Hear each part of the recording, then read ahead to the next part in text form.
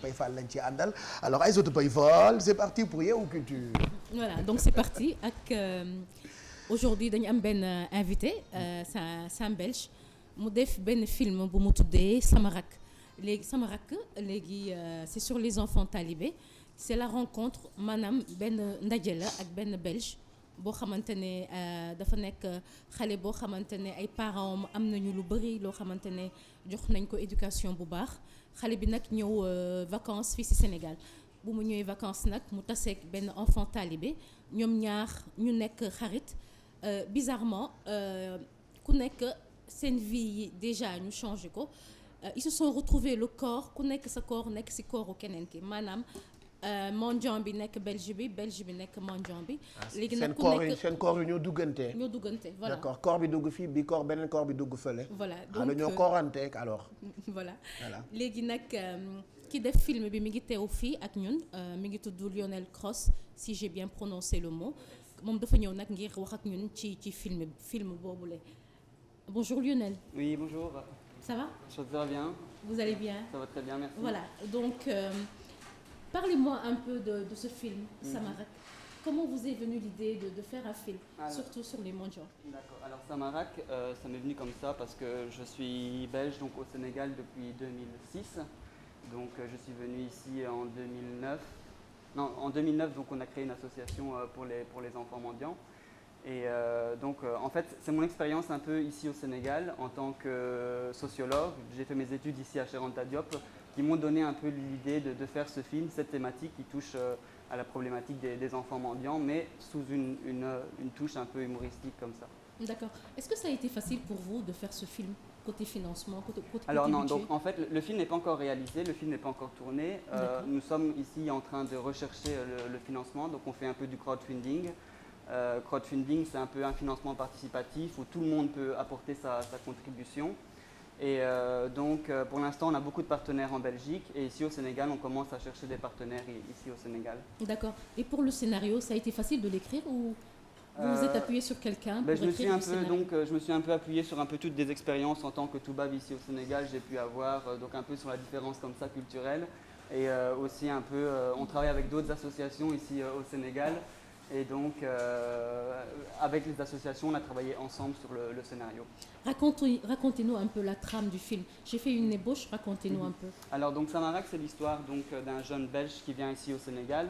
Et dans l'hôtel de son oncle, il rencontre comme ça par pur hasard un enfant talibé, un enfant mendiant. Et ensemble, ils deviennent amis.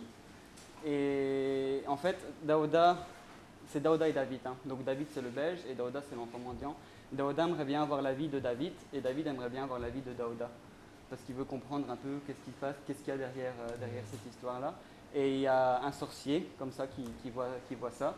Et en fait, il les échange de corps. Donc le lendemain, Daouda va dans le corps de David et David va dans le corps de Daouda. Et chacun, il se retrouve comme ça dans un univers complètement différent. Et il y a des aventures qui se passent et voilà. Et finalement, à la fin, ils se remettent tous en question. Oui. Et à la fin, ils veulent retrouver leur propre apparence. D'accord. Vous avez fait des études en sociologie, si je ne me trompe.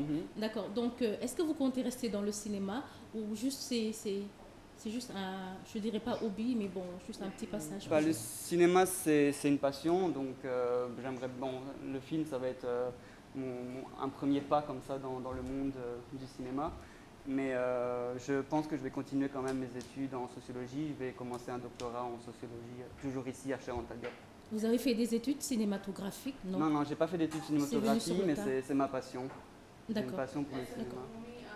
Mohamed Kamal nekk ci équipe bu film bi donc nga expliquer un peu en wolof projet bi nga xamante ne moom ngeen di def et surtout fundraising bi ngeen di def pour que film bi mën a taxaw. Ok, ça fait depuis plus d'un an 6 mois, on est en train d'échanger entre jeunes sénégalais et jeunes belges pour stéréotype bi nga xam ne entre Sénégal ak Belgique moom comme ni nga ko bëggee expliquer ci film bi dafa nekk film boo xam ne ça nous tient au cœur parce que au Sénégal on a presque plus de 100 000 talibés mendiants yoo xam ne ñu ngi leen di gis ci mbedd bi léegi loolu la ñu bëgg wane à travers film bi nga xam ne dina nekk loo xam ne échange lay doon entre jeunes sénégalais et jeunes belges. ku ci bëgg jàpp naka lay def. ku ci bëgg jàpp da ngay dem ci site bi www.samarak point tiré du 6 point com. am na benn fonds bu ñu jagleel scénariste yu ndaw yeeg yooyu cinéma. Est-ce que yéen a ngi naan da ngeen di wut ay financement est-ce que jéem ngeen xool côté boobu.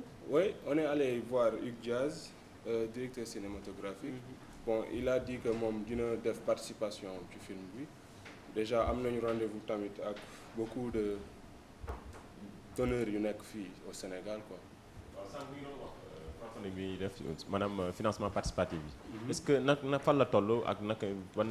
Bon on est toujours en stand-by ñu ngi leen di xaaral. est-ce que nit ñaa ngi ciy jàpp. ñu ngi commencé di def dara loo xamante on a la moitié quoi. On a la moitié du budget, donc c'est un budget. Le film coûte 50 000 € et on a pu récolter jusqu'à présent 25 000 €. Donc il nous reste 3 mois pour essayer de trouver le reste de la somme. D'accord kon nag léegi lancé ngeen appel bi pour ñi leen di déglu. ñi mun jàpp ci film bi ñu jàpp ci film bi. ñoom rek ñoo ci des suñu nekk. kon nag yal na yàlla yombal lépp. Inch'Allah, c'est en début 2017 qu'on va commencer à tourner. D'accord. Merci beaucoup Lionel. Merci beaucoup. Et bonne chance, intéressant en tout cas pour et puis kii la dafay boole ñaari dëkk. Sénégal ak Belgique. union bu neex lay jur ci ñaari dëkk yi. te intéressant na tamit comme c'est affaire u taalibe la. Voilà, comme ça ñu gën a sensibiliser waat nit ñi ci jël xale yi yóbbu leen école ñu jàngi naam.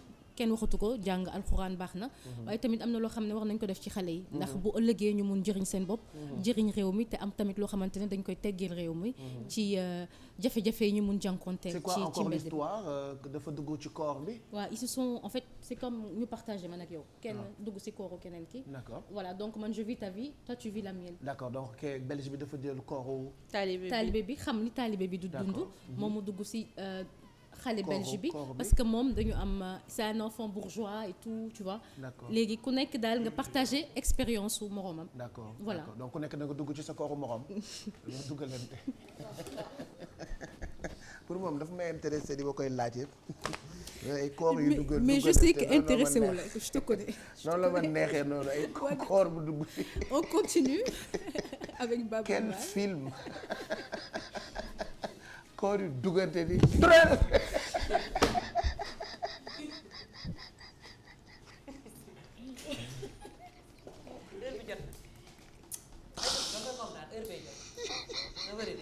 moutarde bi yéeg na. on parle de bon d'accord léegi bu koor yi passé koor Belgique koor Sénégal y a un autre sujet ci yow culture bi vas-y waaw tay ka dama ñëw du ñu jaaxal xam nga mais dama la indil film boo xamante ni kooku mondial bi léegi mondial bi nekk fi Sénégal mu ngi xamante ak Belgique bi kooku léegi dañuy échanger vie ñu jël corps bi après corps bi dugg corps bële corps bee bete corps bay tourner voilà donc bu corps yooyu passé on parle d'autre chose. On va parler d'exposition. Tellement je l'aime cette fille kii dama ko bëgg sama xol je te jure ah là là. On parle d'exposition. Tu dois venir tous les jours dans Yeewu Leen yow mardi bu mardi doy. baax na mardi bi rek doy. yow mardi bi déjà dafa bëri ci yow. On va parler d'exposition de Lot à Docta la tudd Médina la Cité Muse donc ci expo boobu dañuy fësal ñi nga xamante ne jot nañu def ay jéego ak ay maanaam fësal seen bopp ci wàllum art ca Médina donc dina am du 5 au 31 octobre ci Galerie nationale d'art léegi en fait peinture lay doon sculpture ay artistes yuy def récupération donc ñoom ñëpp ñi ci ëpp dañu liggéey ci Médina donc ñoom ñoo booloo des années 70 ba année 2000 donc ñoom la ñu jël seen ay collection privée def ko exposition bu mag ci Galerie nationale d'art mu nekk loo xamante ne lu intéressant la donc ñi ko bëgg gis xam yenn artistes yi fa exposé yëpp mën nga dem ca exposition bi et ma waxaat ko c'est à la Galerie nationale d'art du 5 au 31 octobre. dañuy waxtaane Médina kese. waaw en fait c'est ñi nga xam ne liggéey liggéey nañu ci Médina ak ñoo xamante ni peut-être jóge nañu Médina donc ñoom ñoo def seen exposition mun na nekk peinture mun na nekk ay collage mun na nekk lu bëri donc ku nekk nga exposé ñoom docta graffiti ak yooyu ñoom ñëpp ñu ngi fa donc c'est un truc je veux dire multiforme boo xamante ne façon bu nekk ci wàllum art plastique ma nga fa c'est très intéressant et je pense que c'est à aller voir. D'accord. Ce sera tout? Ce sera tout. Ah non. Faut qu'on parle de Baba Mal. Ah ouais, dafa amoon lu mu def France. waaw Baba Mal ak Demba Ndiaye. donc ñoom Demba Ndiaye Ndilane. voilà donc ñoom dañu def benn genre concert. concert bi nag c'est à but caritatif. donc dañu bëgg jàppale ndaw yi nga xamante ne ña nga nekk ca Kanel ñu am benn bibliothèque donc ñu dem def concert boobu léegi fonds yi nag dañ koy jël.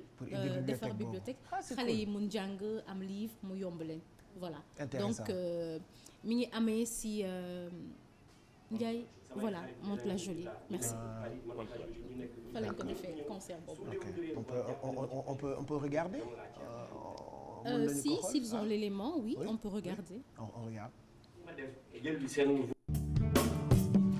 Aïdara makuma bali Aïdara alla jarama anabi jalla kayetama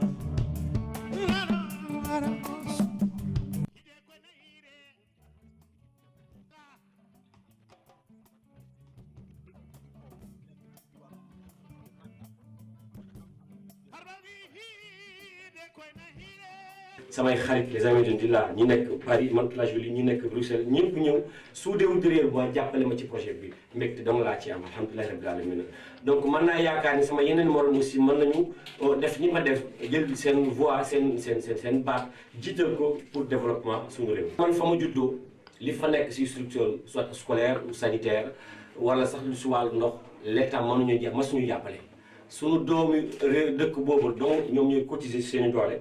tabaxee ko structure yooyu wala ñu bay ay tool lépp lu ci am jaay ko tabaxee ko yu mel noonu.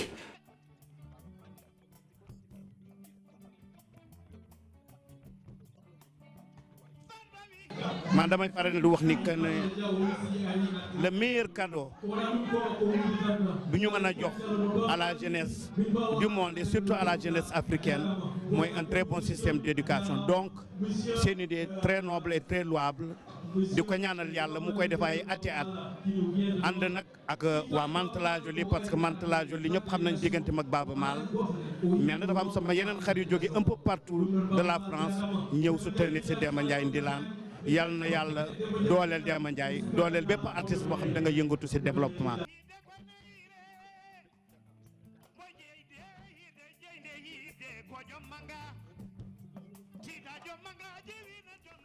voilà donc loolu ça s'est passé ci dëkk bu ñu naan Mantes-la-Jolie nekk ca France bëri lool alpulaar donc ñoom li ñu bëgg mooy defar bibliothèque pour Kanel moo tax ñaari artistes yooyu noonu def seen spectacle donc muy Demba Ndiaye Ndilane ak Baba Maal merci Aïssatou Paye Fall pour ces infos culture. ñuy remercier Ibrahima Camara moo ñu jàppale ci affaire yi. super.